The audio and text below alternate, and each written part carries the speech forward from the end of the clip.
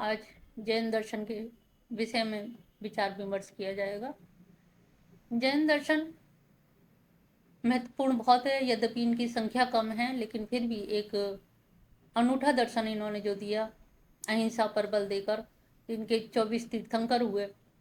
सबसे पहले इनके संस्थापक ऋषभदेव को माना जाता है, और ऋषभदेव का वर्णन और भी अन्य लोगों का वर्णन ऋग्वेद तक में मिलता है। इससे ये लगता है कि इसकी प्राचीनता काफ़ी समय से रही है। और प्राचीनता के साथ ही साथ इन्होंने इनके जो 23वें गुरु थे, तीर्थंकर थे, वो पार्श्वनाथ थे। और 24वें वर्धमान हुए हैं, जो सिद्धार्थ राजा के महल में पैदा हुए। त्रिशला इनकी माता का नाम था, और बचपन से इनका नाम वर्धमान था। लेकिन इन्होंने इंद्रियों को जब जीत लिया और संयमित जीवन जिया, और तब इनको जिन कहा जाने लगा। इनको निग्रंथ ज्ञात पुत्र भी कहा जाता है।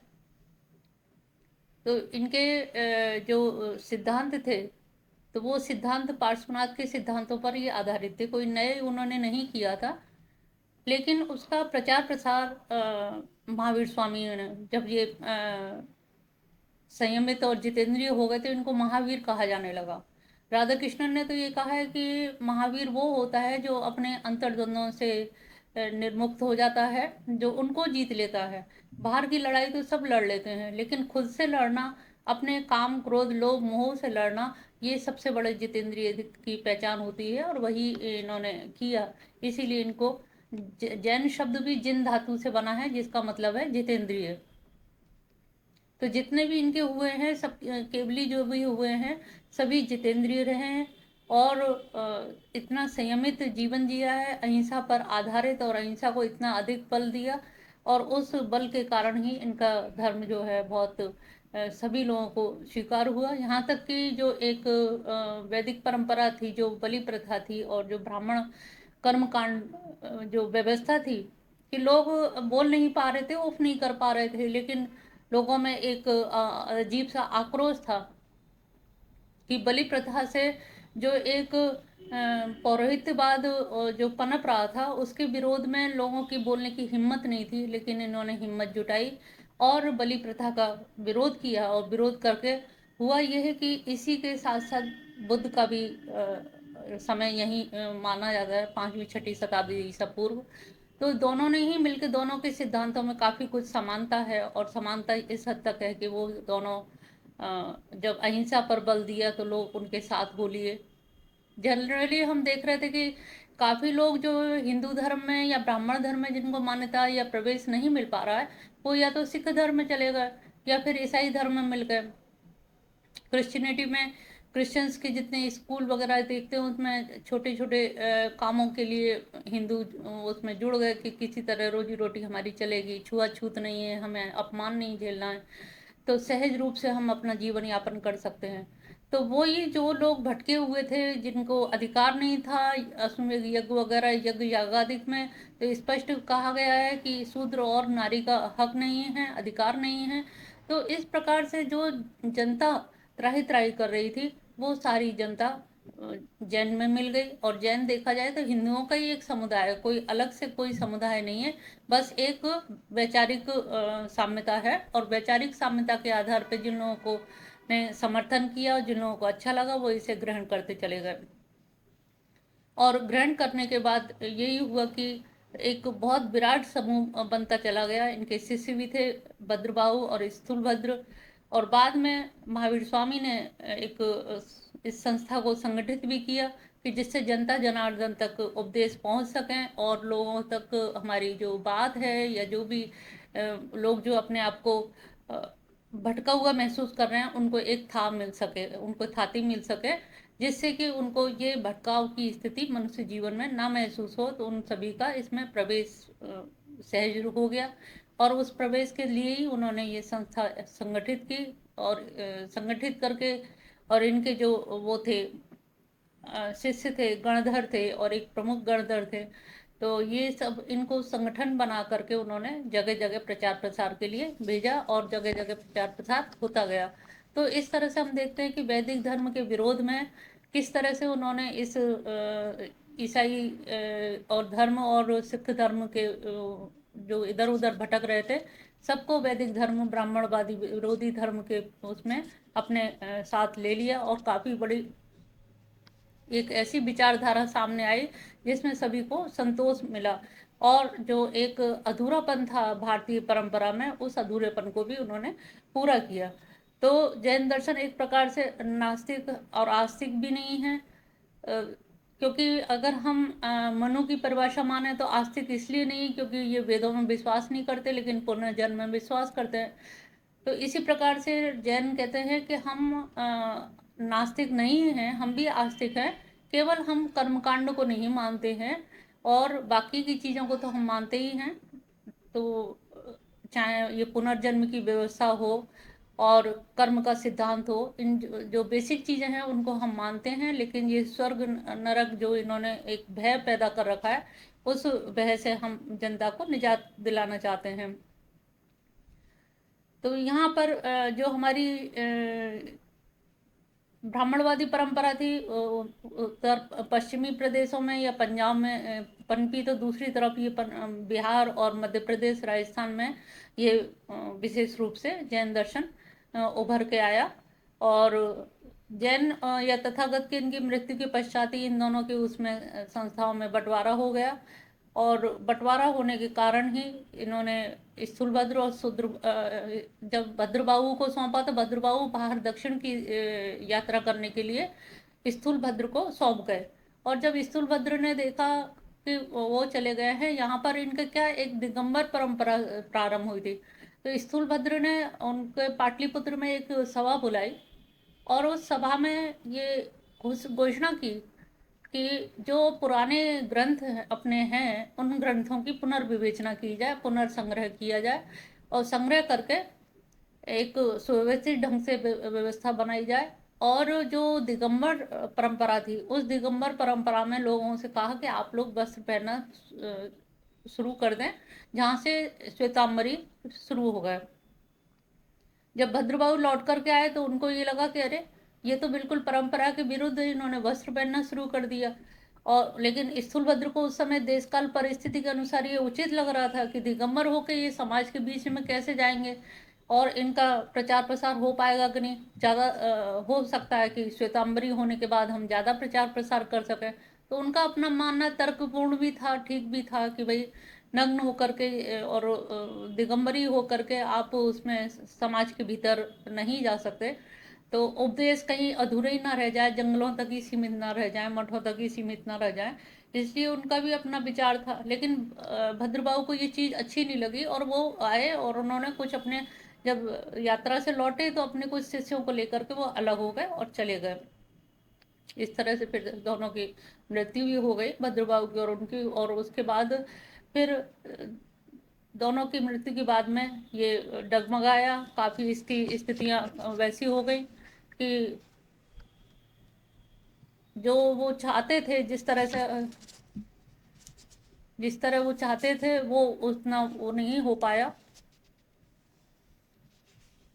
और जो डगमग स्थिति हुई तो निश्चित ये तो सही है कि अगर नेतृत्व करने की क्षमता या नेतृत्व वाला कोई नहीं रहेगा, अधिकारी गण नहीं रहेंगे, तो निश्चित ये है कि कहीं ना कहीं वो समस्या तो आएगी।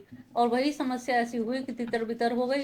बौद्ध दर्शन में भी यही हुआ, सांख्य दर्शन में भी यही हुआ, और वो बौद्ध में, सॉरी, जैन दर्शन में भी। तो दोनों की जो वो डगमगा गई स्थिति। लेकिन डगमगाती स्थिति में भी हम देखते हैं कि बौद्ध धर्म भी विदेशों तक भी पहुंचा, हालांकि जैन धर्म विदेशों तक नहीं पहुंच पाया। इसके अनेक अनेक कारण हैं कि उसका यहीं लोकल में ही उनकी जो आचार संहिता है भारत देश के अंदर ही रही, लेकिन वो इतने पक्के मजबूत और उनका अच्छा आधार है अहिंसा पर जो बल दिया, जो 5 व्रतों पर बल दिया, तो उसको मान करके सभी लोग अनुशासन से जीवन व्यतीत करते हैं। ये संगठन इनका इतना मजबूत है, संख्या में कम होते हुए भी, लेकिन इनका धर्म का अनुपालन करने वाले बड़े सामर्थ्यवान हैं, धनवान हैं, और वो पूरी तरह से अपने धर्म का निर्वहन कर रहे हैं। इस प्रकार से 300 ईसा पूर्व में दिगंबर और श्वेतांबर जो बट गया था, और धीरे धीरे उनकी मृत्यु भी हो गई। देहांत होने के बाद में दोनों संप्रदायों में विरोध बढ़ गया, और विरोध बढ़ने पर क्या हुआ, हमेशा विकास जो है, प्रगति रुक जाती है, और वही हुआ। तो उपनिषद ग्रंथों को भी हम देखते हैं कि इनकी जो अहिंसावादी जो प्रवृत्ति थी, उस अहिंसावादी प्रवृत्ति को उपनिषदों का समर्थन मिला, क्योंकि उपनिषद भी पूरी तरह से ब्राह्मण ग्रंथ के समर्थक नहीं थे, लेकिन कोई विकल्प नहीं था। उपनिषदों ने क्या किया कि वो अरण्य में चले गए। अरण्यक में जाने की वजह से ज्ञान अरण्य का हो गया, जनता तक वो भी नहीं आया, ऋषि मुनियों तक ही रह गया। तो ऋषि मुनियों तक जब ज्ञान रह गया, तो जनता के लिए तो मांग थी ना कि एक मानव में एक प्रवृत्ति होती है, जैसे भूख प्यास प्रवृत्ति है, ऐसे ही ये एक नैसर्गिक प्रवृत्ति है कि हम किसी सुप्रीम पावर में विश्वास करें, हम किसी की पूजा अर्चना करें, कभी कोई भय या कोई संकट आए तो हम किसी को पुकार सकें। इस प्रकार से वो जो एक अंदर की अभिप्सा है, जो एक अंदर की वेदना है कि हम किसको पुकारें मुसीबत में, भय में, तो भय की वजह से तो कैसे हम था ले पाए किसी के निर्देशन में, तो वो चीज उपनिषद नहीं दे पा रहे थे। ज्ञान तो भरपूर था, ऐसा नहीं कि अहिंसा कोई नई चीज हो। जैनियों ने जो मानी, ये अहिंसा पहले से ही मानी गई है, अहिंसा परमो धर्म, लेकिन उसका अनुपालन नहीं हो पा रहा था। अनुपालन जैनियों ने ही विशेष रूप से इसका किया, और वो तो इसीलिए जैनियों ने कभी भी अपने आप को नास्तिक नहीं माना। उन्होंने कहा हम वेदों को नहीं मानते, लेकिन हम बाकी की जितनी भी परंपराएं है भारतीय, उस सबको हम मानते हैं, भारतीय लोगों के लिए हम काम करते हैं। तो यहाँ पर जो उन्होंने कहा कि हम धर्म अधर्म या हम गलत चीज़ों का, उनके धर्म के नाम पे जो आडंबर हो रहा है या जो गलत कार्य हो रहा है, हम उसकी विवेचना करते हैं। और धर्म अधर्म, नैतिक अनैतिक या कर्तव्य कर्तव्य को जो ना माने उसको नास्तिक कहिए। भाई हम तो नास्तिक की श्रेणी में आते ही नहीं है, क्योंकि हम तो हर चीज को मान रहे हैं, केवल बुरी चीज का ही तो विरोध कर रहे हैं, तो हम नास्तिक कैसे हो सकते हैं। तो इस तरह का उनका तर्क था। तो इनके सम्यक ज्ञान, सम्यक दर्शन, सम्यक चरित्र यानी कि आचरण पर भी विशेष ध्यान दिया गया है। केवल उपनिषद और इसमें यहीं पर अंतर आ जाता है। सम्यक दर्शन, सम्यक ज्ञान ऋषि मुनियों को भी था, लेकिन सम्यक आचरण जनता तक नहीं आ पा रहा था। उन तक तो था, लेकिन इन्होंने सम्यक दर्शन और ज्ञान के साथ साथ आचरण पर जो जोर दिया, इससे जैन दर्शन ने समाज में अब मजबूती से पकड़ लिया। और मजबूती पकड़ ली तो उससे यह कि सभी लोगों को एक संबल मिल गया, एक आधार मिल गया। तो इस प्रकार से इन्होंने ब्रह्मचर्य, निष्ठा और जो सामान्य लोगों के जो पालन करने वाले हैं, अहिंसा, अस्तेय, अपरिग्रह, सत्य, शौच, संतोष, तो ये छोटी छोटी जो बातें हैं, इनका अनुपालन करने के लिए चारित्र पर विशेष जोर दिया। जो सम्यक चरित्र पर जब हम बल देंगे, तभी हमारा आचरण शुद्ध होगा, तभी हमारा सम्यक दर्शन होगा, सम्यक ज्ञान होगा, और हमारा आचरण भी सही होगा। तो यहाँ पर जैन दर्शन में उपनिषदों के विपरीत, जो उपनिषद समाज में नहीं लेके आ पा रहे थे, विपरीत भी नहीं कह सकते एक तरह से, बस कमी यही थी, उपनिषद ऋषि मुनि समाज से अलग अरण्य में रहने लगे थे, और ये सामाजिक प्राणी थे। और सामाजिक प्राणी जब कोई अहिंसा पर विशेष बल देता है या सम्यक चरित्र पर, सम्यक ज्ञान और दर्शन की बात करता है, तो वो जन जन तक जाती है और जन जन तक पहुंच बनती है। यही इसकी दर्शन की विशेषता रही है, जैन दर्शन। और इसीलिए जैन दर्शन खूब फला फूला, संख्या में कम होते हुए भी इतना अधिक स्थायित्व है, और इतना सुदृढ़पने से अभी भी लोग मानते हैं, स्वीकार करते हैं, उसका पालन करते हैं। ये इसका सम्यक चारित्र का ही विशेष योगदान है। इसकी अपनी परंपरा है, दर्शन धर्म के साथ साथ, जैन धर्म के साथ साथ उनके जैन की परंपरा भी है। जो दर्शन उन्होंने दिया, वो दर्शन भी ऐसा दिया जिसका कोई खंडन नहीं कर सकता, जो सभी विरोधों से परे हो, जिसको हम स्यादवाद कह सकते हैं। स्यादवाद का इनका यही था कि समाज में जो आज धर्म के नाम पर जो चरित्र का पतन हो रहा है, हिंसा हो रही है, या धर्म के नाम पे जो मतभेद पाए जाते हैं, मतभेदों की वजह से ही द्वंद्व होते हैं, हिंसाएं होती हैं, धार्मिक हिंसाएं अनेकानेक हुई। विवेकानंद ने तो इतना कहा है कि धर्म के नाम पर जितना युद्ध हुआ, इतना द्वितीय विश्व युद्ध भी नहीं हुआ होगा। तो वही है कि धर्म के नाम पर युद्ध करना तो बड़ा अधर्म का कार्य लगता है, कि धर्म के नाम पे अधर्म, तो इन्होंने स्यादवाद का सिद्धांत दिया, जो नया सिद्धांत था। और स्यादवाद का मतलब यही है कि अगर हम किसी भी शब्द या वाक्यांश के आगे स्याद शब्द लगा देते हैं, तो इससे क्या होता है कि आपकी भी बात सही है, लेकिन उसकी भी बात सही है। इसमें आपका रुचि वैचित्र है, दृष्टि वैशिष्ट है। एक दृष्टि से कोई चीज़ मुझे बहुत अच्छी लगती है, लेकिन वही वस्तु किसी की और अन्य की दृष्टि से वो बहुत खराब भी हो सकती है। मेरे लिए बहुत नीड हो सकती है, आवश्यक वस्तु हो सकती है जिसके बिना हम जी नहीं सकते, और एक के लिए वो नगण्य है। तो ये क्या है, रुचि वैचित्र या दृष्टि वैचित्र।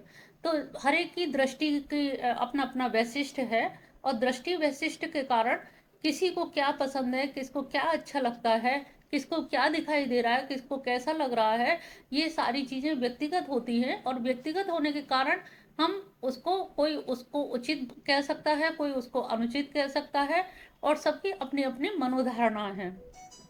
तो जिसमें हमारा रुचि वैचित्र भी आ जाता है, और रुचि वैचित्रता के कारण ही दृष्टि वैशिष्ट का भेद दिखाई देने लगता है। तो विचारों की सापेक्षता के कारण जैन दार्शनिक आग्रह करते हैं कि प्रत्येक न्याय के आगे अगर हम आरंभ में ही शायद लगा दें, तो शायद लगाने से क्या होगा कि हमारा जो भ्रम है वो भ्रम दूर हो जाएगा। उसमें हटवादिता भी नहीं रहेगी, और ये भी नहीं होगा कि मैंने जो वाक्य कहा है, मेरा ही वाक्यांश सत्य है। तो ये जो हठधर्मिता होती है, जो सांप्रदायिकता होती है, जो धर्मांधता होती है, वो समाप्त हो जाती है। तो यहाँ पर उनका यही कहना था कि अगर हम इसको भ्रम को दूर करना है, तो किसी भी वस्तु का विचार नित्य निरपेक्ष नहीं है। अगर हम कोई वस्तु का कहें कि ये भी वस्तु निरपेक्ष है, तो एक तरह से इसको कह सकते हैं सापेक्षता का सिद्धांत। तो सापेक्षता का सिद्धांत है कि भाई मैंने जो कहा है वो भी ठीक है, और तुमने जो कहा है वो भी ठीक है। अगर हम इस तरह से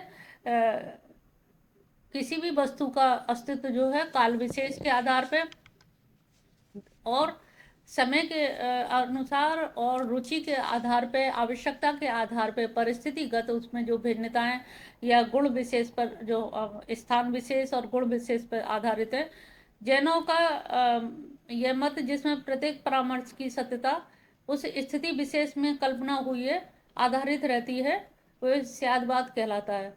अब स्यादवाद क्या है, हमारी दृष्टि जिस समय देश काल परिस्थिति के अनुसार जो रहा है, जो स्पष्ट जो वस्तु है, जो हमें जैसी लग रही है, उसमें स्याद लगा देते हैं, तो हमें दूसरे व्यक्ति के ओपिनियन को भी सुनने में कोई दिक्कत नहीं होगी, क्योंकि वो उसका भी अपना परामर्श है और ये मेरा परामर्श है। इसलिए विभिन्न परामर्शों का समुच्चय एक वस्तु हो सकती है। उस वस्तु पर हमें हठवादी नहीं होना है कि मेरा ही कथन सत्य है। हमारा इसीलिए जो ज्ञान है आपेक्षिक सत्य है, अपेक्षा भी रखता है।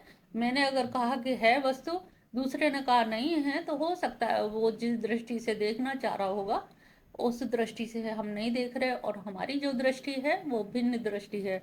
तो इसको सापेक्षता का भी सिद्धांत कहा है।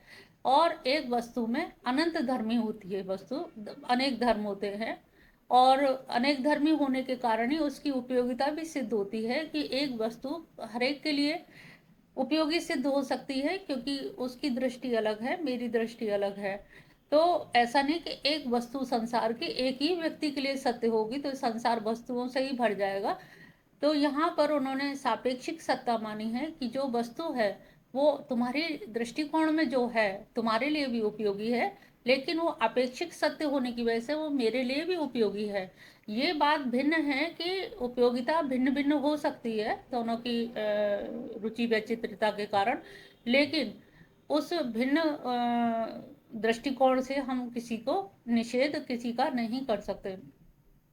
और निषेध करने का मतलब है कि हम अपने ही मत में हटवादी हो रहे हैं, और यहाँ पर हट का विरोध किया गया है। और आपेक्षिक सत्य कहने का मतलब ही यही है कि हमें हटवादी नहीं होना है। और जब हट नहीं होता है तो हमारे द्वंद्व समाप्त हो जाते हैं। परस्पर धार्मिक द्वंद्व, सांप्रदायिक हिंसाएं, ये क्यों होती है? केवल हटवादी के कारण, कि मैं जो कह रहा हूँ वही सत्य है। लेकिन जो सबके सत्य को स्वीकार कर लेता है, जिसका मस्तिष्क विचारधारा इतनी ब्रॉड होती है, इतनी विस्तृत होती है कि वो संकीर्ण से संकीर्ण विचारधाराओं का भी समावेशीकरण कर लेता है कि तुमने जो कहा, जैसा कहा है वो सत्य ही कहा है और तुम्हारे दृष्टिकोण से वो सत्य ही है। इस प्रकार से हम केवल एक अंश को ही जैसे वस्तु को जान सक रहे हैं, तो क्योंकि जो वस्तु है वो असीमित है। जैसे मेरा ये हाथ है, हाथ को अगर इधर से देखेंगे तो अलग लग रहा है, और उधर से देखेंगे तो वो कहेगा नहीं, ये इस तरह से ये 5 रिंग्स दिख रही हैं, इधर से रेखाएं दिख रही हैं। अब हम कहें कि नहीं, ये रेखाएं तुम जो बता रहे हो ये गलत बता रहे हो, और जो ये पृष्ठभाग है इसको जो बता रहे हो वो भी गलत है। तो दोनों में से निर्णय करना मुश्किल होगा। तो इसलिए हमें ये भी सत्य मानना है कि ये हस्त का ये जो पृष्ठभाग है ये भी सत्य है, और ये इधर का भाग है ये भी सत्य है। तो देखने वाले कुछ लोग सामने से देख रहे हैं और कुछ लोग पीछे से देख रहे हैं। जब एक ही वस्तु को 2 तरफ से देखेंगे या 4 तरफ से देखेंगे तो निश्चित जानिए हाथ एक है लेकिन दृष्टिकोण 4 है। जब ये एक हाथ के 4 दृष्टिकोण हो गए तो अब इसमें हम किसको मिथ्या कहें? अगर ये हमारा हाथ है तो हम जान रहे हैं, जैसे इनके यहाँ केवली होता है तो वो केवली क्या है, वो सर्वज्ञ होता है। तो इसी प्रकार से जैसे हमारा ये हाथ है तो हम इसलिए हम जानते हैं इसको अच्छी तरह से कि इसका पृष्ठभाग भी उतना ही सत्य है जितना ये सामने का भाग। दायां भी उतना ही सही है, बायां भी उतना ही सत्य है। तो यहाँ इसी प्रकार से उदाहरण समझ लेना चाहिए कि जो सापेक्षिक सत्य कहने का मतलब यही है कि इसमें किसी क्योंकि वस्तु तो निरपेक्ष होती है और इतनी विस्तृत होती है, और हमारी मानसिकता क्या है, संकीर्ण है, सीमित है। जब सीमित और संकीर्ण मानसिकता का जो कथन होगा वो निश्चित मानिए सीमित होगा। उसमें हम दोषारोपण नहीं कर रहे या क्षुद्रान्वेषण नहीं कर रहे, वो उसकी लिमिटेशंस है, वो उसका सीमितीकरण होना उसकी मजबूरी है, या कहिए उसकी बाध्यता है कि सीमित वस्तु को, सीमित बुद्धि सीमित वस्तु को ही देख सकती है। तो अब उस सीमितता में हम किसी को दोषारोपण या क्षुद्रान्वेषण या मूर्ख कहें वो नहीं, वो केवल केवल केवली जो होगा वही उसको चारों तरफ से देख पाएगा। जैसे कहिए हम नीचे खड़े हैं और देख रहे हैं, रोड पे ही चल रही है, लेकिन जो ऊपर छत पे खड़ा है वो चारों तरफ के दूर से आती हुई वस्तुओं को भी देख रहा है। तो केवली ऐसा ही है जो सर्वोच्च स्थान पर बैठा है और ऊपर बैठ करके वो सब चीजों का बहुमुखी प्रतिभा से या चारों ओर से वस्तु को देख पा रहा है। अगर हम सामने से देखते हैं तो वस्तु अलग है, पीछे से देखते हैं अलग है, दाएं बाएं से अलग है। लेकिन जो केवली है वो ऊपर से अगर देख रहा है तो वह ऊपर के भाग को भी देख पा रहा है, जमीन के भाग को भी दाएं बाएं से सब तरफ से देख पा रहा है। तो इस तरह से यहाँ पर केवली को इसीलिए पूर्ण सर्वज्ञ माना। तो वस्तुएं जो हैं वो भी निरपेक्ष सत्य हैं, लेकिन उनको देखते हम लोग आंशिक ढंग से देख पाते हैं और आंशिक पक्ष को देखते हैं। आंशिकता को देखने की वजह से हम उस व्यक्ति का विरोध हमें नहीं करना चाहिए। आंशिक आंशिक सारे सत्यों को, निर्णयों को हमें एकाग्र करके, संग्रहित करके एक जगह एक निश्चित नियम निकाल सकते हैं कि ये वस्तु ऐसे ऐसे ऐसे है। तो यहाँ पर बहुत अच्छा उन्होंने जो समाधान दिया जैन दर्शन की, ये बहुत बड़ी एक योगदान है कि धार्मिक युद्ध ना हो, सांप्रदायिक हिंसा ना हो, इसके लिए सभी के मत का स्वागत किया। कोई भी मत एकांगी है, वो मजबूरी है, एकांगी हो सकता है और एकांगी होना भी चाहिए, क्योंकि आप अभी सीमित हैं, आप केवली नहीं हैं, और सीमित की बुद्धि भी सीमित होगी, इसलिए आप पर कोई आक्षेप भी नहीं लगाया जा सकता, इसलिए आपका दृष्टिकोण भी अपने आप में उचित है। तो यहाँ स्यादवाद पदार्थों को जानने की एक तरह से एक दृष्टि है, लेकिन अपने आप में इसको हम अंतिम सत्य नहीं कह सकते, क्योंकि सबकी अपनी अपनी दृष्टि है, और जब सबकी दृष्टि है तो उसको हम एकदम से कैसे कह सकते हैं कि ये हमारा निरपेक्ष सत्य है? सभी की अपने अपने दृष्टि है। तो स्यादवाद को केवल व्यवहार सत्य को जानने में उपस्थित होने वाले विरोधों का ही, जितने भी विरोध है उनका हम समन्वय कर सकते हैं, इसलिए व्यवहार सत्य माना गया है, क्योंकि यहाँ पर कोई द्वंद्व नहीं है। और जैन सिद्धांत में व्यवहार सत्य के आगे भी और निरपेक्ष सत्य जो वस्तु है वो तो अलग है ही है, वो तो निरपेक्ष है ही, लेकिन जो हमारे आंशिक प्रत्यक्ष है, आंशिक ज्ञान है, उस आंशिक ज्ञान का भी कोई खंडन नहीं किया गया है, उसको भी समाहित किया गया है। तो स्यादवाद अर्ध सत्य को पूर्ण मान लेने से के लिए बाध्य नहीं करता। वो कहता है कि आपने जो भी माना है, जो भी जाना है, वो सही जाना है। आपकी अपनी जो लिमिटेशंस है, जो सीमित परिधि है, उस परिधि में रह करके जो दृष्टिकोण है आपका, वो दृष्टिकोण पूरी तरह से मान्य है। तो इस प्रकार से जैन दर्शन में जो द्वंद्व की स्थिति थी उससे निजात दिलवाया। ये बहुत बड़ा योगदान है हमारे भारतीय धर्म दर्शन के क्षेत्र में, कि स्यात् शब्द लगाने से अगर हम सभी के आंशिक ज्ञान के भी महत्ता देते हैं और उसको एक निरपेक्ष सत्य का ही एक अभिन्न अंग मानते हैं, तो निश्चित जानिए कि यहाँ पर हमारे द्वंद्व समाप्त हो जाते हैं। जो हटवादिता, हट धर्मिता जो है वो समाप्त हो जाती है। तो क्यों ना हर शब्द एक वाक्यांश के साथ अगर स्यात् लगा दिया जाए तो यहाँ पर हमारे द्वंद्व समाप्त हो जाएंगे। इसी के लिए उन्होंने सप्तभंगी ने बताए। सप्तभंगी ने का मतलब है स्यात् अस्ति, सबसे पहला उन्होंने वाक्य दिया स्यात् अस्ति। तो यहाँ पर स्यात् लगा दिया तो इसका मतलब है कि वस्तु है, लेकिन वो निरपेक्ष रूप से नहीं कह सकते। स्यात् लगाने का मतलब है कि आपेक्षिक रूप से, सापेक्षिक रूप से वस्तु है। मेरे रूप में जैसा ये घट है, लेकिन जो घट जैसा होना चाहिए दूसरा कह रहा है नहीं, वो नहीं है। तो यहाँ पर स्यात् है, ये स्यात् लगा दिया, लेकिन दूसरे ही पक्ष में स्यात् अस्ति च नास्ति च। तो यहाँ पर क्या हुआ कि वस्तु तो है, घट तो है मिट्टी का, लेकिन जैसे रंग का हम घट चाह रहे थे वो रंग नहीं है, उसमें वो कलर नहीं है। जो आकार हम चाह रहे थे वो आकार नहीं है। तो यहाँ पर वस्तु है भी और नहीं भी हो गया, क्योंकि मुझे जैसे घट की जरूरत थी वो वाला घट नहीं है, उस कलर का घट नहीं है। तो मैंने जिस घट की कल्पना की थी वो घट यहाँ पर नहीं है।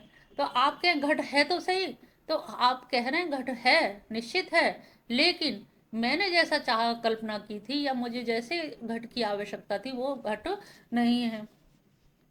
तीसरा उन्होंने कहा शायद अस्तिचा नास्तिचा, हो भी सकता है और नहीं भी हो सकता।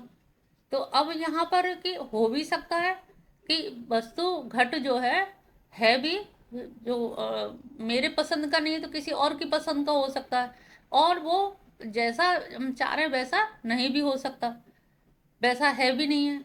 तो वस्तु क्या है भी और नहीं भी है, और वो जैसा हम चाह रहे हैं। अब यहाँ पर सारे द्वंद्व समाप्त हो जाते हैं। पहले शायद अस्ति है, शायद नास्ति नहीं है, होते हुए भी कहा नहीं है। तीसरे में उन्होंने कहा है भी और नहीं भी। तो है भी यानी कि है लेकिन मेरे अनुकूल नहीं है, मेरी रुचि के अनुकूल, मेरी पात्रता के अनुसार या मेरे रुचि के कारण जैसा मैं चाहता हूँ वैसा नहीं है। तो यहाँ पर है, नहीं और दोनों ही चीज हैं। तो अस्ति और नास्ति, तो दोनों ही चीजें एक साथ आ जाती हैं। शायद वस्तु नहीं है और शायद नास्ति, शायद वस्तु है, शायद अस्ति चा नास्ति चा। अब चौथा आता है शायद द्रव्य अव्यक्तव्यम। जब कोई चीज होती है बहुत कॉम्प्लिकेटेड होती है, या फिर ऐसा समझ लीजिए स्वाद है या रुचि है, कोई पूछता है, या सौंदर्य है, जो कॉन्सेप्ट है जैसे, तो उनके बारे में पूछा जाता है कि कैसा है, तो ये खाने में रसगुल्ला कैसा है। कोई कहता नहीं हमारे लिए ठीक नहीं है, दूसरा कहता नहीं बहुत अच्छा है, तीसरा कहता अरे बहुत ही अच्छा है, चौथा कहता अरे बता नहीं सकते कितना अच्छा है।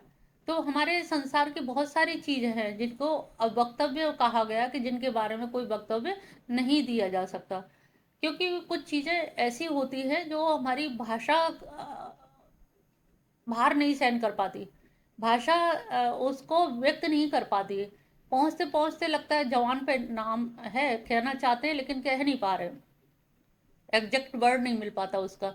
तो ये जो अव्यक्त कह दिया उन्होंने, तो जो रही सही स्थितियां थी है और नहीं पे अगर थोड़ा विरोध भी हो सकता था, दो पक्ष भी हो सकते थे, लेकिन यहाँ पर चौथे में बिल्कुल उन्होंने मुक्त कर दिया कि नहीं शायद है लेकिन वो अव्यक्तव्य है। तो यहाँ पर अव्यक्त कहने का मतलब है व्यक्त नहीं किया जा सकता, कोई चीज़ है तो सही। वो चाहे सौंदर्य का कंसेप्ट होता है, अच्छाई का कंसेप्ट है, यूनिवर्सल या सामान्य का कंसेप्ट है, इनको हम मतलब बहुत उसमें नहीं, वर्ड्स में नहीं कह सकते कि कैसे कहा जाए कि कौन कितना सुंदर है। 100 ग्राम, 200 ग्राम, 250 ग्राम कुछ नहीं कहा जाए, उसका कोई मेजरमेंट नहीं है।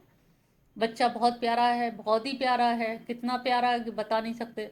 तो ये अव्यक्त चौथे के द्वारा उन्होंने सारी शंकाओं का निराकरण कर दिया। पांचवा है शायद अस्ति अव्यक्तव्यम। पहले वाले और चौथे वाले को मिला करके फिर पांचवा बना दिया कि शायद है। उन्होंने कहा बता नहीं पा रहे हो तो इसका मतलब वस्तु ऐसा तो नहीं कि है नहीं, नहीं उन्होंने कहा है वस्तु है, लेकिन हम बोल नहीं पा रहे हैं, बता नहीं पा रहे उसके बारे में कैसी है क्या है।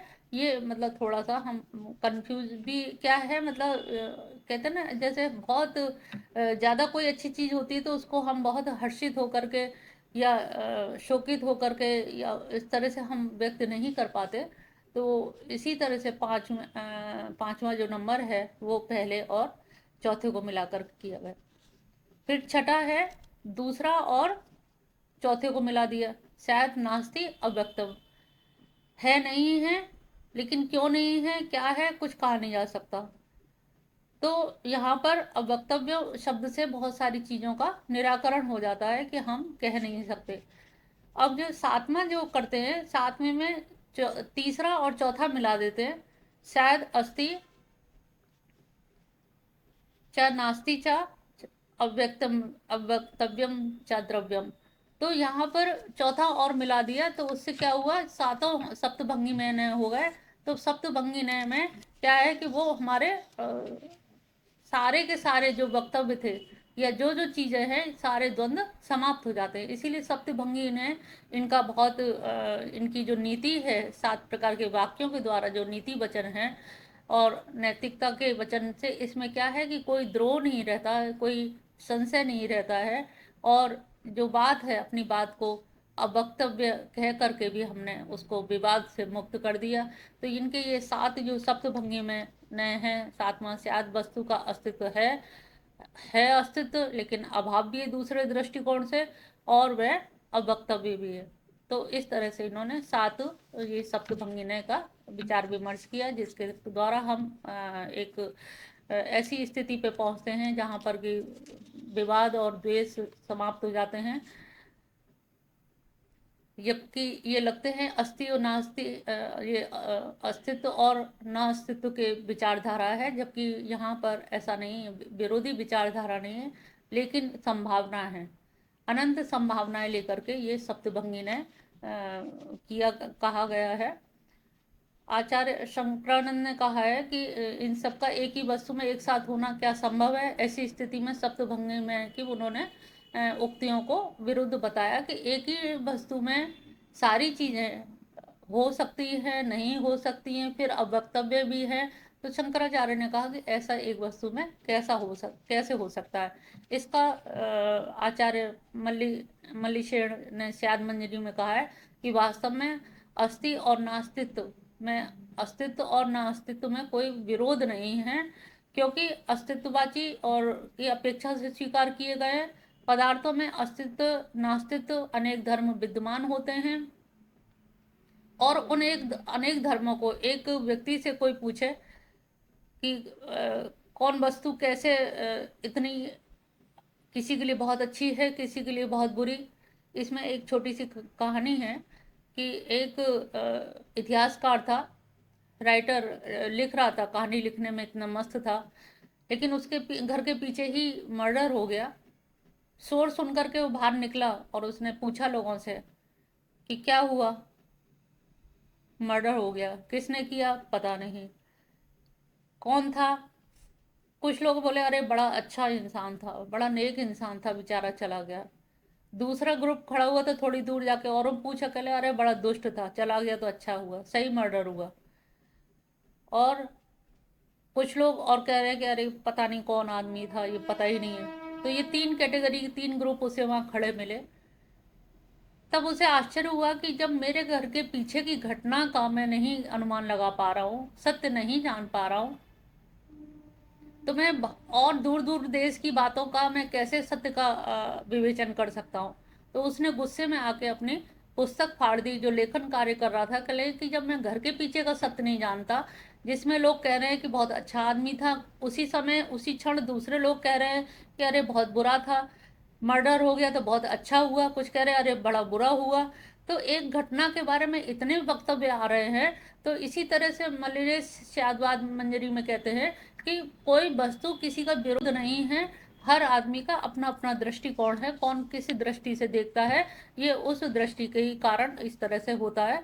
तो वही स्थिति है कि सप्तभंगी में जो दिखाया गए हैं, तो ये जो नीति है 7 तरह की, इनके द्वारा सारे विरोधों का समन्वय किया गया है। और जब समन्वय हो जाता है तभी किसी निष्कर्ष पर हम लोग पहुंच पाते हैं। तो इस प्रकार से उसका कोई विरोधाभास नहीं है, बल्कि एक तरह से संयमन कहिए कि संयमित निर्णय या एक समन्वयकारी पद्धति अपनाई गई है कि हम सारे विरोधों का अगर समन्वय कर लें, एक जगह उनका समन्वय हो जाएगा, तो निश्चित जानिए विरोध विरोध नहीं रह जाएगा, वस्तु का निरपेक्ष रूप से उसकी जानकारी हमें हासिल हो पाएगी। अगर हम तहे दिल से स्वीकृति कर लें कि नहीं, जो कह रहे हैं वो भी सही है, ये जो कह रहे हैं वो भी सही है, सब बातों को अगर हम सत्य मान लें, तो यहाँ पर हमारा जो अस्थि नास्ति का जो विरोध दिखाई दे रहा है, वो विरोध हमें फिर नहीं दिखाई देगा। इसी में अनेकांतवाद आ जाता है। अनेकांतवाद भी उन्होंने यही कहा कि अनेकांत यानी कि एक वस्तु दूसरे, अगर हम घट के उपादान को देखते हैं तो उपनिषद कहते हैं कि उपादान कारण जो है मूल कारण है। तो उपनिषद हमेशा मूल कारण पे ही ध्यान देते हैं।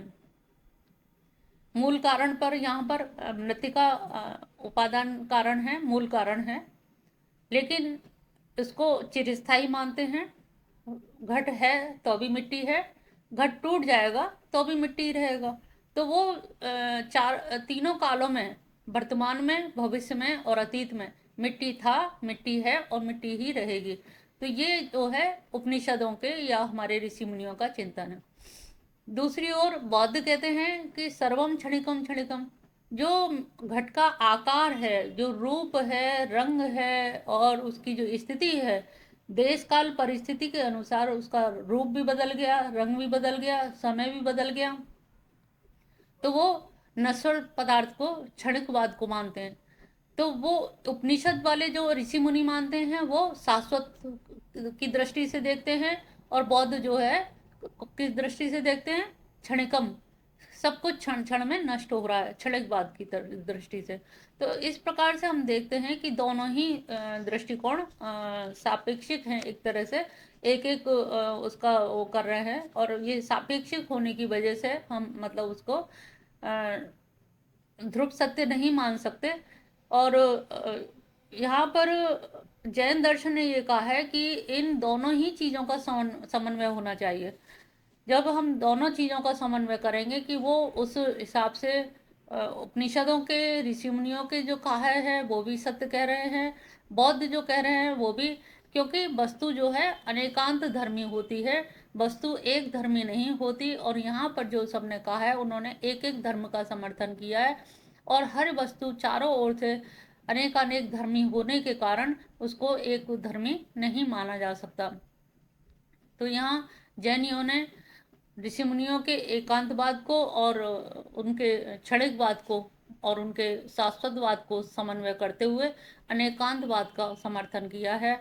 और ये अनेकांतवाद जो है वो हमारे हर वस्तु के विभिन्न जो विवरण हैं, उन सारे विवरणों को किस प्रकार से वो समझाता है कि हमारे द्वंद्व जो हैं वो केवल इसी बात पे हो जाते हैं कि मैं ही सही हूँ। जब मैं सही हूँ, मैं और मेरा जब हो जाता है, वहीं पर द्वंद्व शुरू हो जाते हैं।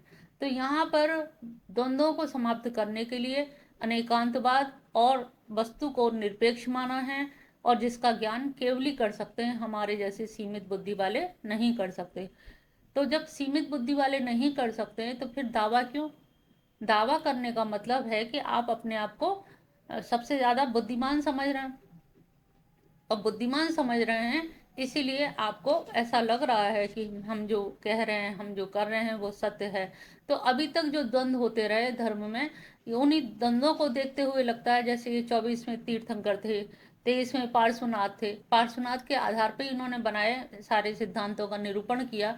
तो और ऋषभ देव जी जो इतने पुराने टाइम से चले आ रहे हैं, तो जो 23 तीर्थंकर जो रहे हैं, तो उन्होंने जरूर हर देश काल परिस्थिति को देखा होगा, और उसको देख करके उन्होंने ये निर्णय लिए, जो जो सिद्धांत बनाए हैं ये बहुत अनुभव से बनाए होंगे, जो उस समय की देश काल परिस्थिति के अनुसार जो सिचुएशन रही होगी, उस सिचुएशन के मद्देनजर रख के ही पार्श्वनाथ जी ने जो ये सिद्धांत बनाए हैं। और इन्होंने जो महावीर स्वामी ने इनको जो एक सिद्धांतों का प्रारूप तैयार करके दिया है जनता जनार्दन को, तो निश्चित जानिए इससे हमारे जो अभी तक के जो द्वंद्व थे वो द्वंद्व हमेशा के लिए समाप्त हो जाते हैं।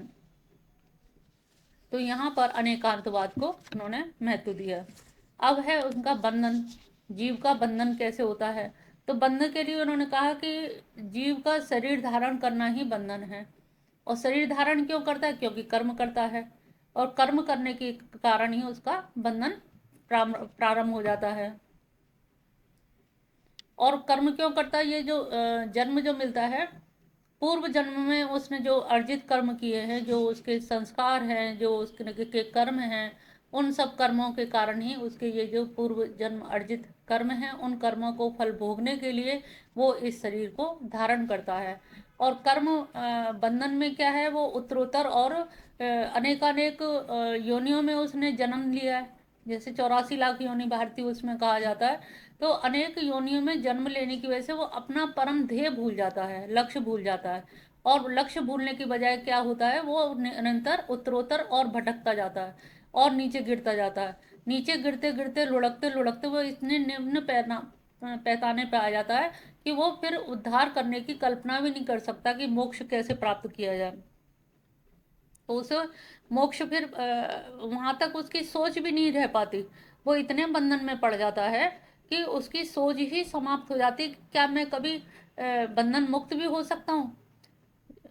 तो हम ये जो सोच सकते हैं, वो सोच केवल मनुष्य जाति को ही है। मनुष्य जीवन ही इसके लिए मिला है कि हम जो बंधन है, अगर इस बंधन को काट सकते हैं तो केवल मनुष्य योनि में काट सकते हैं, अन्य कोई भी योनि हमें बंधन से मुक्त नहीं कर सकती। जिसने मनुष्य जीवन की महिमा गरिमा को नहीं समझा, वो समझ लीजिए वो कभी भी किसी भी तरह से फिर मुक्त होने की वो संकल्पना कर ही नहीं सकता।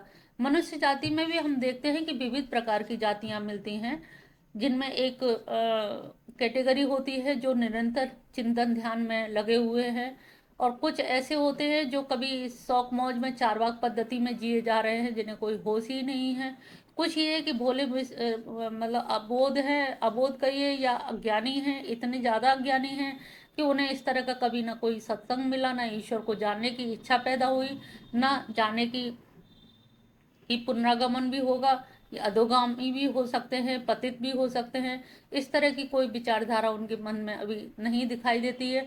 तो यहाँ मनुष्य तो जन्म ले लेता है, लेकिन मनुष्य के जन्म के बाद भी ये संकल्पना हर एक के मनस में नहीं आती कि मुझे मुक्त भी होना है और यही मेरा आखिरी जीवन है। अगर मुक्त होना है, जंजीर तोड़नी है, तो इसी जन्म में तोड़ सकते हैं, अन्यथा किसी भी जन्म में तोड़ने की हमें सामर्थ्य नहीं है।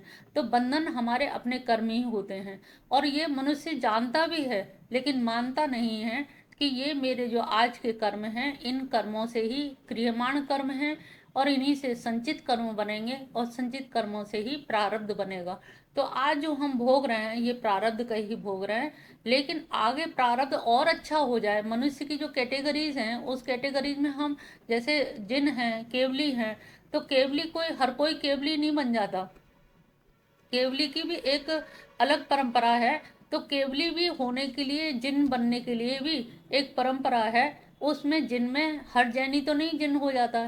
तो इसी तरह से हमारे यहाँ हर व्यक्ति तो ऋषि मुनि नहीं हो जाता। ध्यान जानता है, उसको मालूम है कि यही मनुष्य जीवन है कुछ करने के लिए, लेकिन फिर भी वो कुछ कर नहीं पाता, करता नहीं है। ये सबसे बड़े उसका अज्ञान है, मोह है, कसाय हैं, लोभ है, माया है, जिसकी वजह से वो मोह माया लोभ और इसमें लिपट करके क्रोध में आकर के बुरे से बुरा अनर्थ कर लेता है, और वो समझ ही नहीं पाता है कि मैं अपना जीवन, इस जीवन में जो मुझे बनाना था, अपना जीवन मैं ना बना करके बल्कि और प्रतिकूल परिस्थितियां खड़ी कर लेता है, और अनुकूल परिस्थिति मिलता भी है तो भी उसके क्रोध के कारण उसको प्रतिकूलता में कन्वर्ट कर देता है। तो मनुष्य अपने जीवन की ये भी नहीं समझ पा रहा है कि मुझे ये जीवन मिला है सुधरने के लिए, कुछ बनने के लिए, मुक्त होने के लिए। तो ये उसके अंदर से, जब वो समस्त कर्मों का उसका नाश हो जाता है तो उसको मोक्ष की प्राप्ति होगी। लेकिन कर्मों का नाश होए कैसे? उसके अंदर जो क्रोध लोभ मोह है, ये इन कसायों को समाप्त करने के लिए उसको अनेकानेक प्रयास करने पड़ते हैं। जिस तरह से बादल छा जाते हैं सूर्य के ऊपर, लेकिन धीरे धीरे छिन्न भिन्न अंधेरा लगने लगता है, अंधकार मेघावृत हो जाते हैं। ऐसी जीव के जो अज्ञान जनित कर्म है वो भी चारों तरफ से उसको घेरे रहते हैं और अज्ञान में घिरा रहता है। आंतरिक जो उसका प्रकाश है वो प्रकाश प्रकाशित नहीं हो पाता। इसी तरह से जब मेघ छिन्न भिन्न हो जाते हैं, या मनुष्य जब कहीं से ज्ञान प्राप्त करता है और सक्रियता से उसमें लग जाता है कि मुझे सत्य ही बोलना है, मुझे गलत काम नहीं करने हैं, और मुझे आज्ञा पालन करनी है अपने गुरुजनों के, तो जब उसके ये जो कार्य है ये क्षीण होने लगते हैं, तब वो थोड़ा ज्ञान का प्रकाश उसमें आने लगता है, और जब ज्ञान का प्रकाश आ जाता है तब वो उसमें कार्य करने में तल्लीन हो जाता है। तो जीव के बंधन में कर्म की कारणता इसीलिए मानी गई है। कर्म ही उसके कारण है। इसमें ना तो हम किसी ईश्वर की सत्ता मान सकते हैं कि ईश्वर ने उसको ऐसा बना दिया, ईश्वर ने उसको ऐसा कर दिया। तो यहाँ पर भला बुरा जो लोग अक्सर ईश्वर के नाम पर करते हैं कि भगवान ने हमारे संग बड़ा अन्याय किया, तो सही बात यह है कि यहाँ पर जैन धर्म में, दर्शन में केवल कर्म को ही आधार माना है। हालांकि भारतीय दर्शन में भी कर्म को ही आधार मानते हैं, कोई किसी का दुख देने वाला नहीं है। हम स्वयं ही अपने कर्मों के कारण दुख भोगते हैं, सुख भोगते हैं। सुख दुख का ये जो संबंध है ये हमारे कर्म बंधन है, और कर्म बंधन हमारी अविद्या के कारण है। अविद्या जब तक नहीं समाप्त होगी, जब तक हमारे अनादिकाल से अविद्या जो है, जब से जीव है, जीव अनादि है, तो समझ लीजिए अविद्या भी अनादि है। अनादिकाल से ये अविद्या हमें जकड़े हुई है, अनेकानेक जन्म हमें मिलते हैं, और अनादिकाल से संबंध है जीव का अज्ञान से। तो और वो उससे इतना संबंध है कि उससे प्रभावित होकर के वो अज्ञान को ही अपना, उसी में अच्छा जीवन जी रहा है। उससे अगर पूछो, जैसे एक सुअर से पूछो कीचड़ में लौट रहा है, उससे पूछो स्वर्ग जाओगे, तो उसने कहा जाएंगे तो सही, पहले ये बताओ वहाँ कीचड़ मिलेगी क्या। तो इस तरह की ऐसे ही अज्ञानी जीवों की स्थिति होती है कि वर्तमान में हमें जो सुख संसाधन मिल गए हैं, जो भौतिक सुख मिल रहा है, उस भौतिक सुख के लिए वो जितेंद्रिय क्यों बनना चाहेगा? वो सोचता है कि ये जो भौतिक सुख है इन्हीं को भोग लिया जाए, जितेंद्रिय होने से मुझे क्या मिलेगा? सारा खाना पीना संयमित हो जाएगा, जीवनचर्या मेरी सीमित हो जाएगी, और मैं जो करना चाह रहा हूँ वो नहीं कर पाऊंगा। तो ये सब चीज़ों से देखते हुए कि अज्ञान का आवरण, वो आवरण तो रहता ही है। शंकराचार्य की जो विक्षेपण शक्ति है माया की, वो विक्षेपण भी हो जाता है।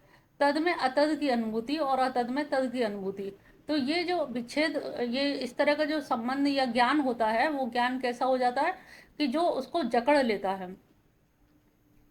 जैसे कहा जाता है कि कटहल काटते में हाथ में तेल लगा लेना चाहिए, लेकिन लोगों को मालूम है, लेकिन जो लोग नहीं लगाते हैं तो वो चिपकता भी है, छुड़ाए नहीं छूटता है। तो इसी प्रकार से अज्ञानी व्यक्ति भी जानता है कि ज्ञान आवश्यक है, इसी मनुष्य जीवन में ज्ञान ले सकते हैं, कुकर सुकर बन के तो ज्ञान लेंगे नहीं। तो ये अविद्या जो अनादिकाल से चली आ रही है, लेकिन अविद्या अनादि है लेकिन शांत है, अनंत नहीं है। ये सबसे मजे की बात है कि इसको अनादिकाल से तो जोड़ दिया, जीव से बंधन में बांध दिया, लेकिन बंधन है, इसका मतलब है कि बंधन तोड़ा भी जा सकता है, सारे बंधन टूट सकते हैं। तो ये अनादि अविद्या का बंधन क्यों नहीं टूट सकता? वो भी टूट सकता है। तो ये हम जो समझ रहे हैं कि हमारा जो अज्ञान अनादिकाल से चला आ रहा है, तो ये जो अनादि है ये शांत है, यानी कि अंत सहित है। अनादि जरूर है लेकिन इसका भी समाप्ति हो सकती है। तो ये हम लोगों को ध्यान रखना चाहिए कि ये मनुष्य जीवन, इसमें भिन्न भिन्न रूप भी माने हैं चेतना। अब यहाँ पर जो जीव का जो स्वरूप है उसमें आनंद की भी स्थिति मानी गई है। तो आनंद की स्थिति में क्या है कि वो चेतना पे इतना आच्छादन हो गया है, इतना ज़्यादा आवरण चढ़ गया है कि वो उस आनंद को भी नहीं पहचान पा रहा, और वो जीवन भर दुखी सुखी बना रहता है। दुख आता है, सुख आता है, लेकिन आनंद की उसे एक झलक तक नहीं मिल पाती। हमेशा उसे ज्ञान के विपरीत ही उसे उपलब्धि होती है। अद्वैत वेदांत में जैसे जीव को वास्तविक स्वरूप जो माना गया मिथ्या दर्शन, तो यहाँ पर भी मिथ्या दर्शन को स्वीकार किया गया है। और मिथ्या दर्शन होता है, मिथ्या दर्शन से अविरति होती है और प्रमाद होता है। ये जो कसाय होते हैं, प्रमाद, अविरति, तो इससे इन दोषों से जीव सम्बद्ध होकर के उसकी जो क्षमता होती है वो नष्ट हो जाती है। और क्षमता नष्ट हो जाती है तो इससे वो जो करना चाह रहा है, तो जगह जगह जब हमें वैराग्य नहीं होगा, क्रोध आएगा किसी की बात को सुन करके, तो सोचिए हमारी जो तपश्चर्या है, जो थोड़ा बहुत भी अगर हम ध्यान साधना करते हैं तो वो भी सब नष्ट हो जाएगी। तो यहाँ पर मिथ्या दर्शन जो अपने नहीं हैं उनमें हम अपना मिथ्या दर्शन करते हैं। कहा जाता है कि घर की नारी की का कहूँ, ये कर क्यों नारी ना है। ये हाथ की भी नाड़ी अपनी नहीं है। जब हाथ की भी नाड़ी अपनी नहीं है तो लेकिन उसको हमने अपना समझ रखा है। इस शरीर को संतुष्ट करने, तुष्ट और हष्टपुष्ट करने में ही हमारा जीवन व्यतीत हो जाता है, और हम इसका प्रयोजन भूल जाते हैं कि हमारा प्रयोजन क्या है, एक्चुअल हमारा जन्म धारण क्यों हुआ है, हमने जीवन क्यों धारण किया है, इसका प्रयोजन हमारे जब भूल जाते हैं तो वहाँ पर हमारे अंदर मिथ्या दर्शन तो होता ही है, और अविरति यानी कि अवैराग्य हो जाता है, वैराग्य हो ही नहीं पाता, और जो अपने परिवारिक जन है उनसे इतना मोह हो जाता है, और मोह के वजह कारण ही लोभ हो जाता है। हम पाप कर्म भी करते हैं किसके लिए, अपनों के लिए। अपना कौन है, कोई नहीं। तो हम कभी भी विचार विमर्श नहीं करते कि जब अपना कोई नहीं है, लेकिन हमने कोई नहीं को अपना मान रखा है, और जब अपना मान रखा है तो उन्हीं के लिए हम लोभ करते हैं, उन्हीं के लिए क्रोध करते हैं, झगड़ा झंझट करते हैं, उन्हीं के लिए कुछ ना कुछ बना के छोड़ के जाना चाहते हैं कि मृत्यु से पहले अपने बच्चों के लिए हम इतना कर जाएं, इतना कर दें कि उन्हें बैठे खाने की व्यवस्था हो जाए। तो ये जो लोभ और मोह है, ये जो कसाय है, जो अविरति है, मिथ्या दर्शन है, इनसे वो बंधन और मजबूत हो जाता है। जो सोने की जंजीर थी वो लोहे की जंजीर में कन्वर्ट हो जाती है। तो इस तरह से हमने ये देखा कि बंधन को बांधने वाले हम स्वयं हैं, कोई और नहीं बंधन बांधता। इसीलिए जीव ही उत्तरदायी है अपने कर्मों का, और वही पाप करता है, पाप करता है तो वही भोगता भी है। तो यहाँ पर एक ये माना गया है, योग शब्द दिया गया है। योग शब्द यहाँ योग दर्शन की भांति नहीं है। योग का मतलब पारिभाषिक अर्थ है कि मतलब जोड़ना। तो ये जब प्रश्न उठता है कि जब जीव नित्य शुद्ध बुद्ध है तो ये कसाय लगते कैसे हैं। तो उन्होंने कहा कि ये एक योग नामक एक है तत्व जो उनसे कसाय को जोड़ देता है, मिला देता है। जैसे एक पानी एक जगह है और एक जगह और है, दोनों को लाइन खींच दीजिए तो दोनों पानी आपस में मिल जाएंगे। तो इसी तरह इन्होंने कहा योग क्या है कि मिथ्या दर्शन, कसाय, लोभ, मोह, माया, इन सबको जीव से जोड़ देता है, और जोड़ देता है तो उससे वो फिर बंधन से युक्त होकर के निरंतर उसी धारा में चलने लगता है। तो अब योग के द्वारा जुड़ गया, लेकिन वो छोड़ने की उसमें वृत्ति समाप्त हो जाती है, अविरति हो जाती है, और अविरति होने की वजह से वो समरण या अपने आप को सुरक्षित नहीं कर पाता इन कसायों से, बल्कि उसमें लिपायमान हो जाता है, और लिपायमान होने के कारण ही वो अपने मुख्य ध्येय को भूल जाता है, मुख्य लक्ष्य को भूल जाता है। तो यहाँ पर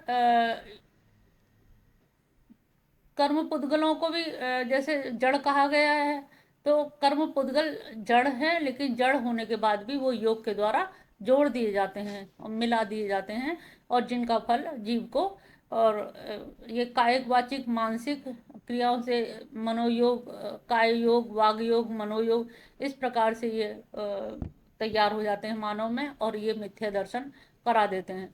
और मिथ्या दर्शन के कारण ही मनुष्य को बहुत कुछ भोगना पड़ता है। और इन भोगने के उसमें ये इस तरह से 5 हो जाते हैं: अविरति, प्रमाद, कषाय, योग, बंधन के कारण बतलाए हैं। और इसमें जीव में एक पौद्गलिक वातावरण उत्पन्न हो जाता है जिसे लेस्या कहते हैं। लेस्या मतलब है, लेस्या भी 2 तरह की होती है, द्रव्य लेस्या और भाव लेस्या। द्रव्य लेस्या है ये पुद्गल विशेषात्मक है। भाव लेस्या आत्मा का विशेष गुण, विशेष परिणाम है। वह संक्लेश और योग से अनुगत है, योग से अनुगत है। भावलेस्या को यहाँ पर 6 प्रकार का बताया गया है, जैसे कृष्ण है, पीत है, श्वेत है। तो यहाँ जो 6 रंगों के हिसाब से बताया गया है, तो 6 रंगों में भी कहा गया है कि जैसे कृष्ण है और श्वेत है, वो अधिकतम अशुद्ध है और वो अधिकतम श्रेष्ठ है। तो इसी तरह क्रम, इनमें एक सोपान क्रमिक व्यवस्था मानी गई है। ये 6 प्रकार बताए गए हैं, और इसको और लोगों ने भी माना है कि एक तरह से ये 6 वैरायटी के लोग हैं, 6 तरह के स्वभाव वाले लोग हैं। इसको महाभारत के शांति पर्व में भी बताया गया कि ये इस तरह के लोगों को 6 वैरायटी क्वालिटी के लोगों को गुण धर्म के आधार पर माना गया है। तो ये लेस्या जो है, जो क्लिष्टतम और अक्लिष्टतम से उससे जोड़ देती है, और ये जीवों के 6 प्रकार, 6 जातियां बन जाती हैं। तो अभी हम जो बात कर रहे थे कि मनुष्यों में भी कई वैरायटी होती है, ये इसी तरह की वैरायटी है कि ये 6 तरह के लोग होते हैं, जो निम्न से लेके क्लिष्ट से लेके अक्लिष्ट तक जाने की एक यात्रा है। योग्य से लेकर के योग्यतम तक जाने की एक यात्रा है। उस यात्रा को भी हमें मनुष्य जीवन में पार करना होता है। सभी कर्मवेत्ताओं का ये विश्वास है कि उसके कर्म फल की जो उपलब्धि होती है वो मनुष्य आदि जीवन में ही होती है। और मनुष्य और लोक में और जीवनों में, या और भी हम जो जीवधारी प्राणी बनते हैं, तो उसमें तो जो है सो वो है ही है, उसमें बंधन से मुक्त होने का कोई कारण नहीं है। लेकिन केवल जो मनुष्य की जो जातियां बताई गई हैं, मनुष्य के जो प्रकार बताए गए हैं, इनमें ही हमें बंधन से मुक्त होने का, लेस्या का जो है वो इसी में हो सकता है।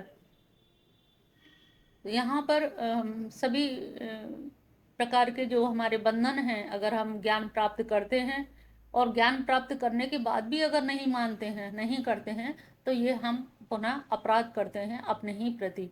तो मनुष्य कोई किसी का दुश्मन नहीं है, हम स्वयं अपने मित्र बन जाएं, स्वयं ही अपना उद्धारक बन जाएं, तो हमें कोई भी पतन करने वाला नहीं है।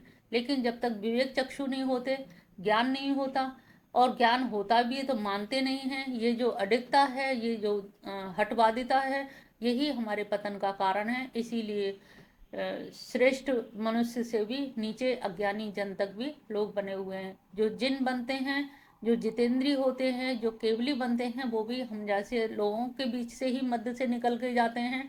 लेकिन हम उनको देखते जरूर हैं, उनकी चर्चा परिचर्चा जरूर करते हैं, लेकिन उनके जैसे होने का प्रयास नहीं करते। तो हमारा ये रहना चाहिए कि हम कम से कम प्रयास करें। अगर पुरुष जो ऊपर बैठे दिखाई दे रहे हैं, तो उन महापुरुषों पर हम इतना ध्यान दें कि हम वैसे ही बनने का प्रयास करें। प्रयास करने में भी ये होगा कि हाँ, हमारा प्रयास चल रहा है।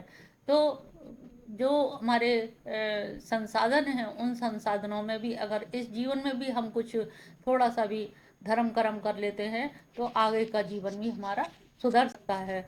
जो क्लिष्ट जाति है, क्लिष्ट से अक्लिष्ट तक हम पहुंच सकते हैं, बशर्ते हम अपने शरीर, अपने कर्मों पर ध्यान दें। और हमारे जो कर्म हैं, जैसे आयु कर्म हैं, वेदनीय कर्म हैं, ज्ञान आवरणीय कर्म हैं, तो इन सब कर्मों को हम कैसे समाप्त कर सकते हैं? जब तक ज्ञान आवरणीय कर्म, दर्शनीय कर्म, मोहनीय कर्म नहीं समाप्त होंगे, तब तक हमारे आयु और गोत्र कर्म और इनका भी समाप्त करना पड़ेगा। जब ये सब समाप्त हो जाएंगे, तब हम केवली की ओर जा सकते हैं। क्योंकि यहाँ पर कर्म की व्याख्या इतनी अधिक ज़्यादा की गई है कि कर्म ही ये डिसाइड करता है कि आपको कैसी कोख मिलेगी, कैसा रंग रूप मिलेगा, कैसा आकार प्रकार मिलेगा, कौन सा गोत्र मिलेगा। तो इसी तरह के सारे कर्मों की आपका जो जीवन है वो कर्मों का ही प्रस्फुटन है।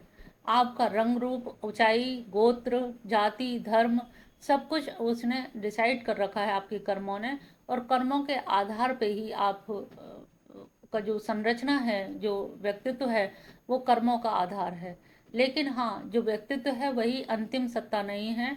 आप सत्संग के द्वारा, प्रमाद को दूर करके, वैराग्य के द्वारा, अच्छे लोगों के सानिध्य के द्वारा, शास्त्र अध्ययन के द्वारा, स्वाध्याय द्वारा अपने आप को डिफाइन कर सकते हैं, परि प्रक्षालित कर सकते हैं, पापों से दूर कर सकते हैं। ये आपके हाथ में है, लेकिन बशर्ते आपके वैसी इच्छा अंदर से हो। तो हमारे जो कर्म हैं, जिससे आयु भी निश्चित होती है, हमारे गोत्र भी निश्चित, सब कुछ जब कर्म से होता है, जब इन सब कर्मों को हम समाप्त कर देंगे तब हमें बंधन से मुक्ति हो पाएगी। तो यहाँ पर जितने भी हमारे संसार की जो भी चीज़ हैं, वो सारी शरीर की जो भी चीज़ बनी है, जो भी है, वो सब इसी की वजह से है, कर्मों के कारण है। अब प्रश्न ये उठता है कि कर्म आते कैसे हैं। तो जीव में कर्म कसायों से प्रभावित होकर कायिक, वाचिक, मानसिक स्पंदनों के द्वारा भावात्मक क्रिया की उत्पत्ति होती है। तो आस्त्र का मतलब है बह के आना। तो ये क्या होता है कि ये सब बह करके कर्म पुद्गल जो है उससे टच हो जाते हैं, बहते हैं, उसकी तरफ, जीव की तरफ जाते हैं। तो कभी आप जानते हैं कि मुझे क्रोध नहीं करना है, लेकिन आस्त्रप की धारा ऐसी बह रही है जो आपको क्रोध दिला देती है, और फिर थोड़ी देर बाद आप कहते हैं कि मैं सोच रहा था क्रोध नहीं करूंगा, नहीं करने पे भी फिर भी पता नहीं कैसे आ गया, गुस्सा आ गया, उन्हें देखते ही मतलब गुस्सा आ जाता है। कुछ हमारे ऐसी मनोधारणा होती है कि कुछ लोगों को हम लाइक नहीं करते और उनके सामने आते ही गुस्सा। तो ये आश्रव है, और भाव आश्रव और द्रव्य आश्रव। तो यहाँ पर जो चीजें हैं वो कैसे कर्म पुद्गल आपको टच करते हैं, और किस तरह से वो आपको स्पर्श कर से आपको लिपायमान हो जाते हैं। आपके शरीर में जैसे तेल लगा हो, तेल लेने लगने से क्या होता है कि जो चीज़ें आ रही हैं वो कहीं ना कहीं चिपकती जाती हैं। तो जैसे तेल लगी हुई चीज़ में धूल जम जाती है, वैसे ही आश्रम से जो कर्म पुद्गल हैं वो कर्म पुद्गल आते जा रहे हैं, और वो सारे सारे आपसे संयुक्त होते जाते हैं। और संयुक्त होने पर क्या है, एक पिंड बन जाता है, कर्म पुद्गलों का एक पिंड तैयार हो जाता है, और वो पिंड ही आपको फिर भोगने को मिलता है। तो अब हम क्या करें, क्या इससे हमारा क्या उद्धार संभव नहीं है। तब उन्होंने कहा कि नहीं, उद्धार इससे संभव है। इसके लिए उन्होंने संवर बताया। संवर क्या है कि जो कर्म का प्रवाह जो आ रहा था, उस प्रवाह को आप रोक सकते हैं। संवर माने रोक देना। तो उसको अगर वहीं की वहीं रोक दिया जाए तो निश्चित जानिए कि आपके जो कर्म पुद्गल हैं वो रुक जाएंगे। और रुक जाने से क्या होगा, जहां से रुके हैं उससे पहले के जो कर्म पुद्गल है उनका क्या होगा। और हमने आज रोक दिए, लेकिन कल तक हमने जो पाप किए हैं उनका क्या होगा। तो उसका उन्होंने कहा निर्जरा के द्वारा, एक ऐसा तत्व है निर्जरा जिसका जिसके द्वारा आप अपने संचित कर्मों को आप नष्ट कर सकते हैं। और नष्ट कैसे करेंगे, तपश्चर्या के द्वारा, ध्यान जप तप के द्वारा आप उन निर्जरा से उसको नष्ट कर सकते हैं। और जब जब तप से आपका वो नष्ट हो जाएगा, तब आप उस दशा में सोचने योग्य होंगे, अपने कल्याण करने के लिए योग्य होंगे।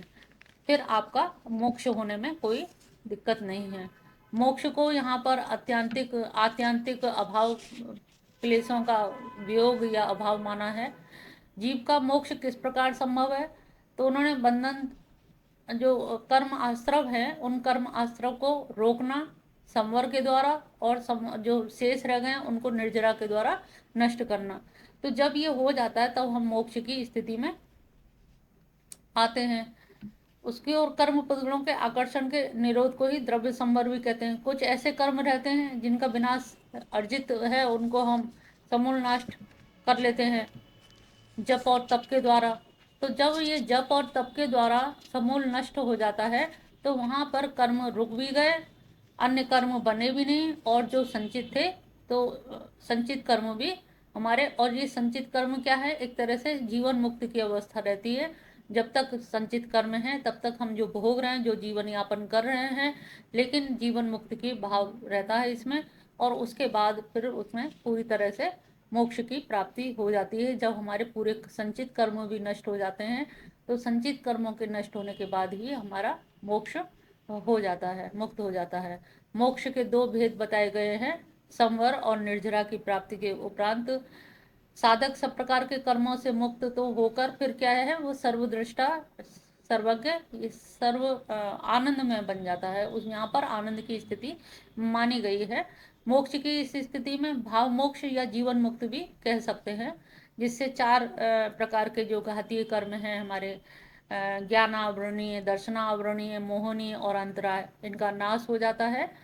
लेकिन केवल इतने से पूर्ण मोक्ष की प्राप्ति नहीं हो जाती। मोक्ष के लिए हमें आयु कर्म का भी नाश करना जरूरी है, गोत्र कर्म है और वेदनीय कर्म है। इनका भी चार प्रकार के आघातीय कर्मों का भी नाश की भी आवश्यकता है। जब जीव में आघातीय कर्म के अनिष्ट हो जाते हैं तब उसे द्रव्य मोक्ष की प्राप्ति होती है। इस प्रकार भाव मोक्ष और मोक्ष के भेद को दो प्रकार से होता है। अब है मोक्ष के साधन क्या है। मोक्ष के साधन जैन दर्शन में संवर और निर्जरा की प्राप्ति तो बतलाई गई है।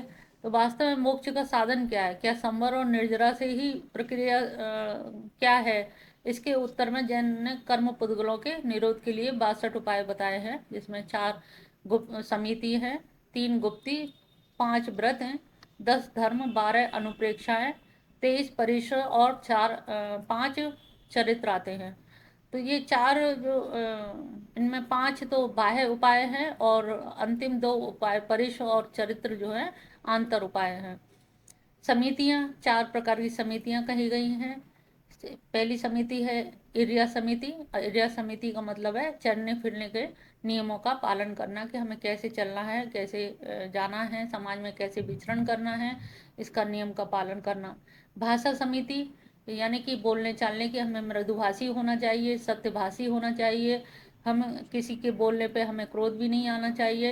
तो इस प्रकार यह हमारे वचनों से किसी को आघात ना पहुंचे। किसी को वाणी के द्वारा अपशब्द कहना भी एक तरह से हिंसा है।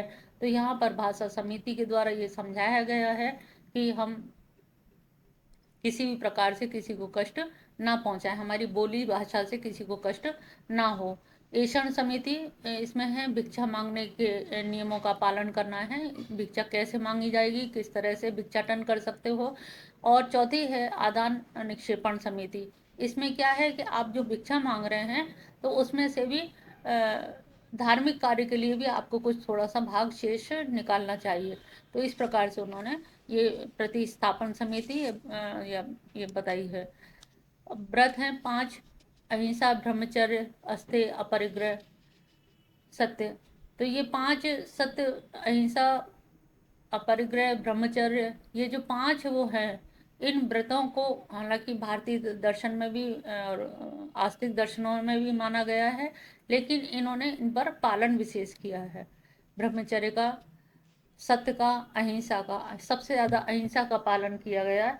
और अहिंसा के पालन करने से ही इनका ये धर्म जो है और ज़्यादा अधिक मजबूत हो गया, कि आपस में ये एकजुट हो गए। और अहिंसा हमारे यहाँ भी परम धर्म के रूप में मानी गई, लेकिन उतना पालन पे ध्यान नहीं दिया गया।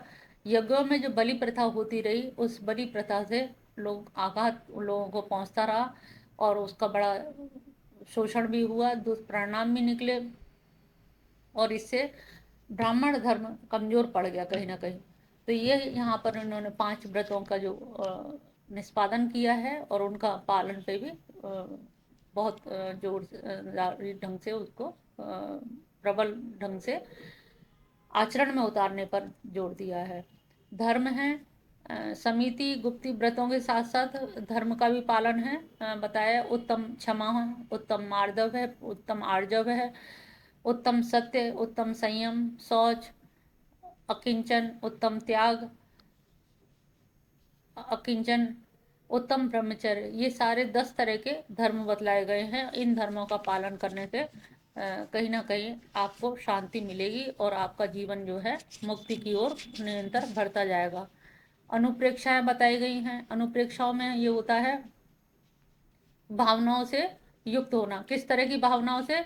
अनित्यत्व, यानी कि धर्म को छोड़ करके यहाँ संसार में कोई भी चीज नित्य नहीं है, तो वस्तु को अनित्य मानना। यहाँ पर केवल धर्म को छोड़ करके और चीजों में आप इससे क्या अनित्य मानेंगे तो आपको उनसे लिपायमान नहीं होंगे।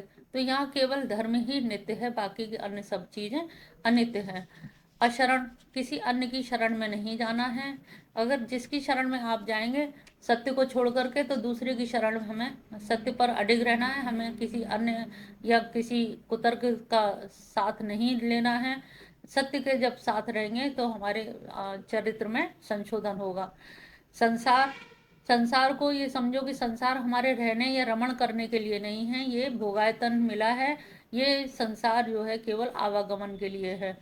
एकत्व, जीव अपने कर्मों का ही एकमात्र भागीदार है, उसको कोई दुख देने वाला नहीं है। जो हम हमेशा अपनी कमियों का दोषारोपण दूसरे लोगों पर कर देते हैं कि इसका कारण ये है, इसकी वजह से हमें दुख मिला, जबकि इन्होंने कहा कि नहीं, मनुष्य ही केवल अपने दुखों का कारण है। अन्यत्व, आत्मा को शरीर से भिन्न मानना। जब भिन्न मानोगे तभी शरीर के लोभ लालच से दूर होंगे और आत्मा को निरपेक्ष रूप से स्वतंत्र कराने के लिए तत्पर रहोगे। अशुचि, शरीर और शारीरिक वस्तुओं को अपवित्र मानना, शुचिता पे ध्यान देना। अशुचि वस्तुओं पर विवेक से उन पर लगातार ध्यान रखना कि ये शुचि है, ये अशुचि है।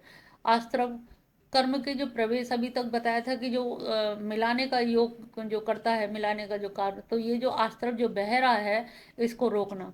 जो बह करके कर्म आ रहे हैं हमारे पास में तो उनको रोकना। निर्जरा, संवर, कर्म के प्रवेश को निरोध की भावना करना कि किसी भी तरह से क्रोध आ रहा है लेकिन क्रोध को नहीं आने देना। असत्य बोलने की जरूरत पड़ रही लेकिन सत्य पे अडिग रहना। तो ये आप गलत चीजों को रोकने के लिए पूरा प्रयास रहेगा। निर्जरा, जीवन में जो जीव में शेष रह गए हैं कर्म, उन कर्मों को निर्जरा के द्वारा उनको नष्ट करना, जब तक ध्यान साधना के द्वारा। लोक, जीवात्मा और शरीर और जगत की वस्तुओं की भावना करना। बोधि दुर्लभत्व, सम्यक ज्ञान, सम्यक दर्शन, सम्यक चरित्र को दुर्लभ समझने की भावना करना।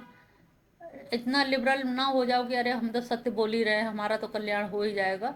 यहाँ पर इतने अधिक धर्म अनुप्रेक्षाएं दी गई हैं जिसमें आपको हर समय बहुत सचेत रहने की आवश्यकता है। तो धर्म अनुप्रेक्षा में भी धर्म मार्ग में च्युत न होना और उसके अनुष्ठान में निरंतर स्थिरता, अनुष्ठान में स्थिरता लाने का प्रयास करना। तो यहाँ जब इतने सारे धर्म के ये अंग बताए गए हैं, अनुप्रेक्षाएं बताई गई हैं, तो इनका अगर पालन करेंगे तो निश्चित जानिए हमारा अपना कल्याण, मोक्ष होने में कोई देरी नहीं रहेगी। परिशय बताए हैं। उमा स्वाति के अनुसार मुक्ति मार्ग में च्युत न होने योग्य, कर्मों के नाश के सहन करने के योग्य जो कठोर नियम है, वही उन कठोर नियमों को ही परिशय कहा गया है। चरित्र, 5 चरित्रों का भी वर्णन किया गया है।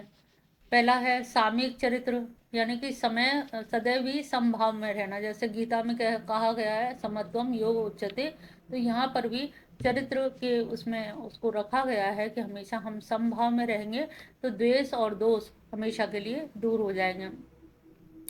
छेदोप स्थापना, छेदोप स्थापना का मतलब है कि आप जब गुरु से दीक्षा लें तो दीक्षा से पहले अपने सारे अवगुण उनको बता दें, सारे दोष बता दें, जो अभी तक पाप किया है वो बता दें, उसका गुरु से कुछ छुपाए ना, और सारे दोषों को बता देंगे और स्वीकार कर लेंगे तो निश्चित जानेंगे आपका जो पाप है, गुरु के समीप या किसी से कहते हैं ना, छुपाना ही चोरी है और उजागर कर देना ही धर्म हो जाता है। तो यहाँ पर भी गुरु के समीप जा करके उनके सारी चीज़ों को, अपने अवगुणों को, अपने दोषों का बिल्कुल उजागर कर देना, बता देना, तब उससे बाद स्वीकार करना। परिहार विशुद्धि, अहिंसा के द्वारा शुद्धि की प्राप्ति करना, ये परिहार विशुद्धि कहा गया है। और सूक्ष्म संपराय, लोभ का अंश छोड़ के अन्य सभी कसायों को रोक देना। यथाख्यात, सभी कसायों का निरोध कर देना। जब सारे कसाय निरोध हो जाएंगे तो निश्चित जानिए आपके अंदर सम्यक दर्शन, सम्यक ज्ञान, सम्यक चरित्र उत्पन्न होगा। और जो जीव के बंधन का मुख्य कारण था अज्ञान, जिसके प्रभाव में पड़ के वास्तविक रूप को जो भूल गया था, मान माया आदि कसायों से विरक्त हो गया था, तो उसका अज्ञान का नाश किए हुए बिना मृत तृष्णा के समान ही है। तो पहले हमें अपने अज्ञान को नष्ट करने के लिए ये जो सारे इतनी बताई गई हैं समितियाँ, गुप्तियाँ, धर्म, अनुप्रेक्षाएं, तो इन सब का हमें अपने सम्यक दर्शन जो उत्पन्न होता है, सम्यक ज्ञान पैदा होता है, उस ज्ञान को पैदा होना ही नहीं है बल्कि उसको निरंतर चरित्र में ढालना है। और जब चरित्र में ढल जाएगा तो फिर आपके गिनती उन तीर्थंकरों में हो जाएगी, नहीं भी हो पाएगी तो कम से कम आप अपना मोक्ष तो प्राप्त कर सकते हैं, आप अपने बंधन को तो काट सकते हैं।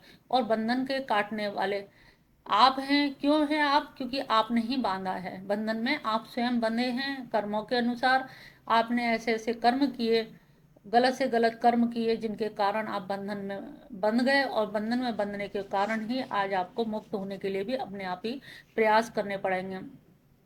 इसके लिए जैन तीर्थंकरों के जो महान उपदेश होते हैं, उन उपदेशों का और पालन करें। चरित्र में पालन तभी करेंगे जब आपका सम्यक चरित्र होगा, सम्यक ज्ञान होगा, सम्यक दर्शन होगा, तभी ऐसे मानस पटल पर उपदेशों की भी छाया पड़ पाती है।